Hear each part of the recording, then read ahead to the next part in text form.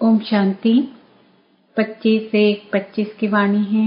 मीठे बच्चे, चुस्त स्टूडेंट बन अच्छे मार्क्स से पास होने का पुरुषार्थ करो। सुस्त स्टूडेंट नहीं बनना। सुस्त वह जिन्हें सारा दिन मित्र संबंधी याद आते हैं। प्रश्न, संगम युग पर सबसे तकदीरवान किसको कहेंगे?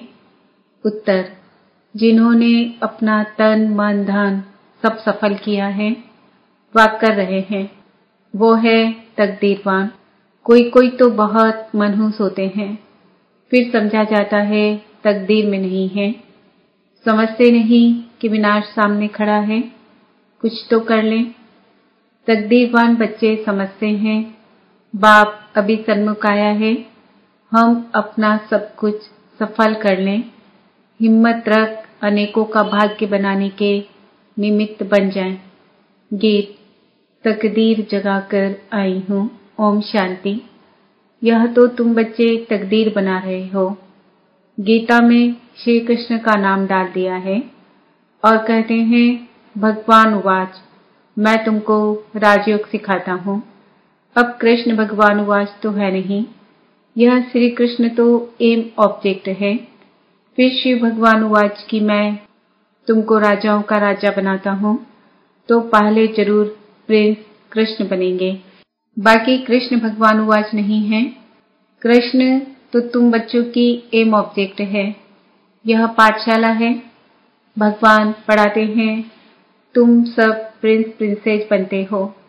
बाप कहते हैं बहुत जन्मों के अंत के भी अंत में मैं तुमको यह ज्ञान सुनाता हूँ, फिर सो श्री कृष्ण बनने के लिए। इस पाठशाला का टीचर शिव बाबा है, श्री कृष्ण नहीं। शिव बाबा ही दैवी धर्म की स्थापना करते हैं। तुम बच्चे कहते हो हम आए हैं तकदीर बनाने। आत्मा जानती है हम परमपिता परमात्मा से अब तकदीर बनाने आए हैं। यह है प्रिंस प्रिंसेस बनने की तकदीर। राजयोग है ना। शिव बाबा द्वारा पहले पहले स्वर्ग के 2 पत्ते राधे कृष्ण निकलते हैं। गीता के ज्ञान से ही तकदीर बनती है। तकदीर जगी थी सो फिर फूट गई। बहुत जन्मों के अंत में तुम एकदम तमो प्रधान बेकर बन गए हो। अब फिर प्रिंस बनना है। पहले तो जरूर राधे कृष्ण ही बनेंगे, फिर उन्हों की भी राजधानी चलती है। सिर्फ एक तो नहीं होगा ना। स्वयंवर के बाद राधे कृष्ण, सो फिर लक्ष्मी नारायण बनते हैं। नर से प्रिंस स्वनारायण बनना एक ही बात है। तुम बच्चे जानते हो यह लक्ष्मी नारायण स्वर्ग के मालिक थे। जरूर संगम पर ही स्थापना हुई होगी, इसलिए संगम युग को पुरुषोत्तम युग कहा जाता है। आदि सनातन देवी देवता धर्म की स्थापना होती है, बाकी और सब धर्म विनाश हो जाएंगे। सतयुग में बरोबर एक ही धर्म था।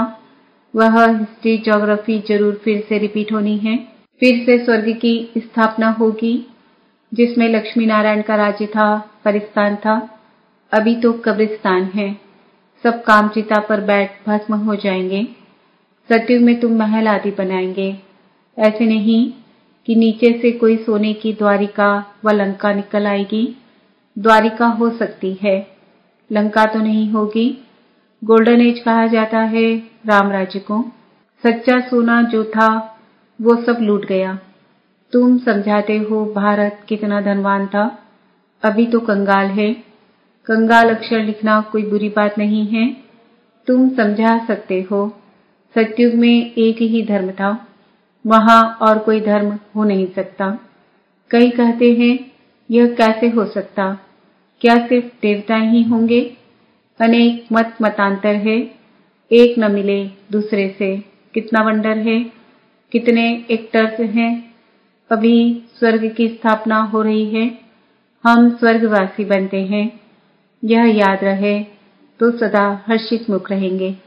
तुम बच्चों को बहुत खुशी रहनी चाहिए। तुम्हारी एम ऑब्जेक्ट तो ऊंचे ना। हम मनुष्य से देवता स्वर्गवासी बनते हैं। यह भी तुम ब्राह्मण ही जानते हो कि स्वर्ग की स्थापना हो रही है। यह भी सदैव याद रहना चाहिए। परंतु माया घड़ी घड़ी बुला देती है। तकदीर में नहीं है तो सुधरते नहीं। झूठ बोलने की आदत आधा कल्प से पड़ी हुई है, वह निकलती नहीं। झूठ को भी खजाना समझ रखते हैं, छोड़ते ही नहीं।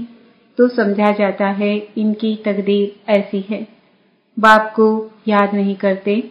याद भी तब रहे जब पूरा ममत्व निकल जाए।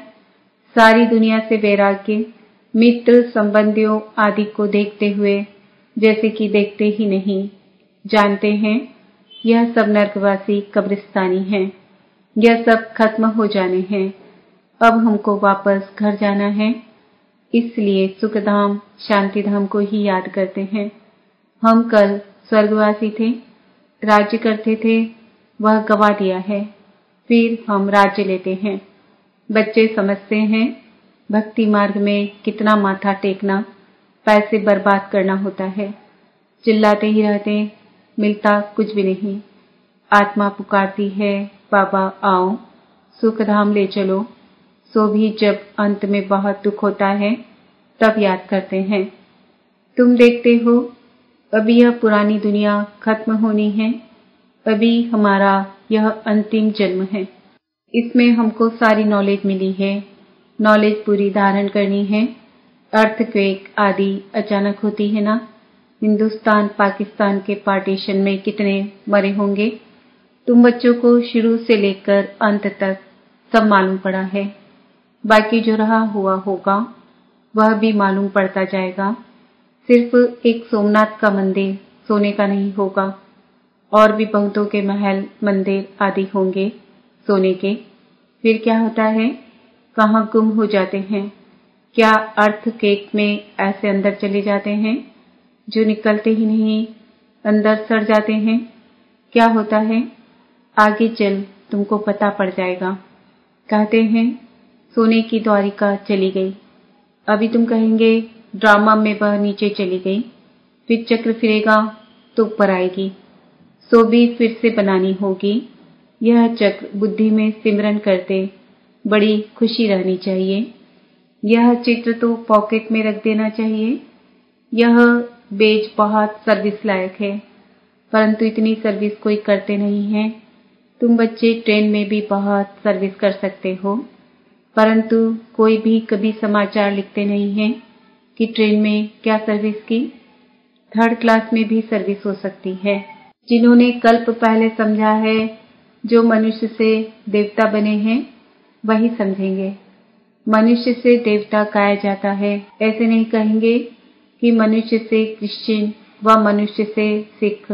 नहीं, मनुष्य से देवता बने अर्थात आदि सनातन देवी देवता धर्म की स्थापना हुई। बाकी सब अपने अपने धर्म में चले गए। झाड़ में दिखाया जाता है फलाने फलाने धर्म फिर कब स्थापन होंगे। देवताएं हिंदू बन गए, हिंदू से फिर और धर्म में कन्वर्ट हो गए। वह भी बहुत निकलेंगे जो अपने श्रेष्ठ धर्म कर्म को छोड़ दूसरे धर्मों में जाकर पड़े हैं, वह निकल आएंगे। पीछे थोड़ा समझेंगे, प्रजा में आ जाएंगे। देवी देवता धर्म में सब थोड़े ही आएंगे, सब अपने अपने सेक्शन में चले जाएंगे। तुम्हारी बुद्धि में यह सब बातें हैं। दुनिया में क्या क्या करते रहते हैं, अनाज के लिए कितना प्रबंध रखते हैं, बड़ी बड़ी मशीनें लगाते हैं, होता कुछ भी नहीं है।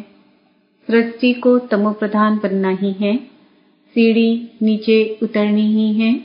ड्रामा में जो नूद है वह होता रहता है, फिर नई दुनिया की स्थापना होनी ही है। साइंस जो अभी सीख रहे हैं, थोड़े वर्ष में बहुत होशियार हो जाएंगे, जिससे फिर वहाँ बहुत अच्छी अच्छी चीजें बनेंगी। यह साइंस वहाँ सुख देने वाली होगी। यहाँ सुख तो थोड़ा है, दुख बहुत है। इस साइंस को निकले कितने वर्ष हुए हैं।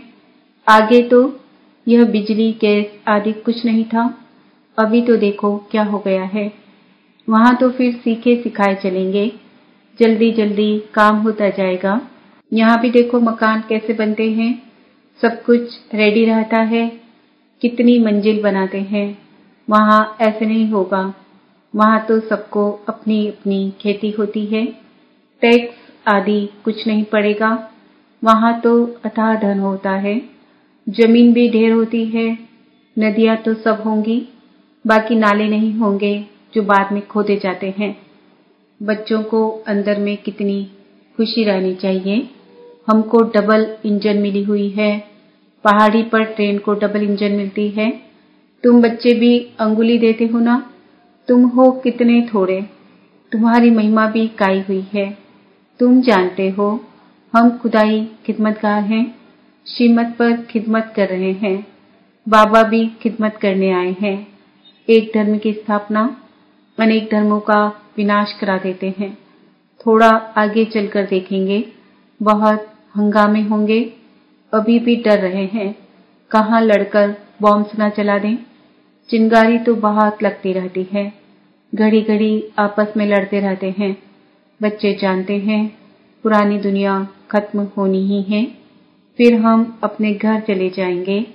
अभी 84 का चक्र पूरा हुआ है, सब इकट्ठे चले जाएंगे। तुम्हारे में भी थोड़े हैं जिनको घड़ी घड़ी याद रहती है। ड्रामा अनुसार चुस्त और सुस्त दोनों ही प्रकार के स्टूडेंट हैं। चुस्त स्टूडेंट्स अच्छी मार्क्स से पास हो जाते हैं। सुस्त जो होगा उनका तो सारा दिन लड़ना झगड़ना ही होता रहता है, बाप को याद नहीं करते। सारा दिन मित्र संबंधी ही बहुत याद आते रहते हैं। यहाँ तो सब कुछ भूल जाना होता है। हम आत्मा हैं, यह शरीर रूपी दुम लटका हुआ है। हम कर्मातीत अवस्था को पा लेंगे, फिर यह दुम छूट जाएगा। यही फिक्र कर्मातीत अवस्था हो जाए तो यह शरीर खत्म हो जाए, हम शाम से सुंदर बन जाएं। मेहनत तो करनी है ना। प्रदर्शनी में भी देखो कितनी मेहनत करते हैं, मेहनत का फल भी तो मिलेगा ना। मित्र संबंधियों को समझाते हैं, यह पैसे आदि सब इस कार्य में लगाओ, रखकर क्या करेंगे। सेंटर भी खोला है हिम्मत से, कितनों का भाग्य बनाया है। ऐसे 5-7 निकले तो कितनी सर्विस हो जाए। कोई कोई तो बहुत मनहूस होते हैं, फिर समझा जाता तकदीर में नहीं है, समझते नहीं विनाश सामने खड़ा है, कुछ तो कर लें। अभी मनुष्य जो दान करेंगे ईश्वर अर्थ कुछ भी मिलेगा नहीं। ईश्वर तो अभी आया है स्वर्ग की राजाई देने, दान पुण्य करने वालों को कुछ भी मिलेगा नहीं। संगम पर जिन्होंने अपना तन मन धन सब सफल किया है वह कर रहे हैं, वह है तकदीरवान। परंतु तकदीर में नहीं है तो समझते ही नहीं। तुम जानते हो वह भी ब्राह्मण है, हम भी ब्राह्मण हैं। हम हैं प्रजापिता ब्रह्मा कुमार कुमारियां, इतने ढेर ब्राह्मण। वह है कुक वंशावली, तुम हो मुक्त वंशावली। शिव जयंती संगम पर होती है। अब स्वर्ग बनाने के लिए बाप मंत्र देते हैं, मन बना भव, मुझे याद करो तो तुम पवित्र बन पवित्र दुनिया का मालिक बन जाएंगे। ऐसे युक्ति से पर्चे छपाने चाहिए। दुनिया में मरते तो बहुत है ना, जहां भी कोई मरे तो वहां पर्चे बांटने चाहिए। बाप जब आते हैं तब ही पुरानी दुनिया का विनाश होता है और उसके बाद स्वर्ग के द्वार खुलते हैं। अगर कोई सुखधाम चलना चाहे तो यह मंत्र है, मन मना भव। ऐसा रसीला छपा हुआ पर्चा सबके पास हो, शमशान में भी बांट सकते हैं। बच्चों को सर्विस का शौक चाहिए। सर्विस की युक्तियां तो बहुत बतलाते हैं, यह तो अच्छी रीति लिख देना चाहिए। एम ऑब्जेक्ट तो लिखा हुआ है, समझाने की बड़ी अच्छी युक्ति चाहिए। अच्छा, मीठे मीठे सिकिल दे बच्चों प्रति माता पिता बाप दादा का याद प्यार और गुड मॉर्निंग। रूहानी बाप की रूहानी बच्चों को नमस्ते। हम रूहानी बच्चों की रूहानी माता पिता बाप दादा को याद प्यार गुड मॉर्निंग नमस्ते ओम शांति। धारणा के लिए मुख्य सार, कर्मातीत अवस्था को प्राप्त करने के लिए इस शरीर रूपी दुम को भूल जाना है। एक बाप के सिवाय कोई मित्र संबंधी आदि याद न आए, यह मेहनत करनी है। श्रीमत पर खुदाई खिदमतकार बनना है। तन मन धन सब सफल कर अपनी ऊंच तकदीर बनानी है। वरदान, कर्म भोग रूपी परिस्थिति की आकर्षण को भी समाप्त करने वाले संपूर्ण नष्टो मोहाभव। अभी तक प्रकृति द्वारा बनी हुई परिस्थितियां अवस्था को अपनी तरफ कुछ न कुछ आकर्षित करती है। सबसे ज्यादा अपने देह के हिसाब किताब रहे हुए कर्म भोग के रूप में आने वाली परिस्थिति अपने तरफ आकर्षित करती है। जब यह भी आकर्षण समाप्त हो जाए तब कहेंगे संपूर्ण नष्टो मोहा। कोई भी देह की व देह के दुनिया की परिस्थिति स्थिति को हिला नहीं सके। यही संपूर्ण स्टेज है। जब ऐसी स्टेज तक पहुंच जाएंगे तब सेकंड में अपने मास्टर सर्वशक्तिमान स्वरूप में सहज स्थित हो सकेंगे। स्लोगन: पवित्रता का व्रत सबसे श्रेष्ठ सत्यनारायण का व्रत है। इसमें ही अतीन्द्रिय सुख समाया हुआ है। आज का समान है, मैं आत्मा संपूर्ण नष्टो मोहा हूँ। अपनी शक्तिशाली मनसा द्वारा प्रकाश देने की सेवा करो। मनसा सेवा बेहद की सेवा है। जितना आप मनसा से वाणी से स्वयं सैंपल बनेंगे तो सैंपल को देख करके स्वतः ही आकर्षित होंगे। कोई भी स्थूल कार्य करते हुए मनसा द्वारा वाइब्रेशन फैलाने की सेवा करो। जैसे कोई बिजनेसमैन है तो स्वप्न में भी अपना बिजनेस देखता है, ऐसे आपका काम है विश्व कल्याण करना। यही आपका ऑक्यूपेशन है। इस ऑक्यूपेशन को स्मृति में रख सदा सेवा में बिजी रहो। ओम शांति।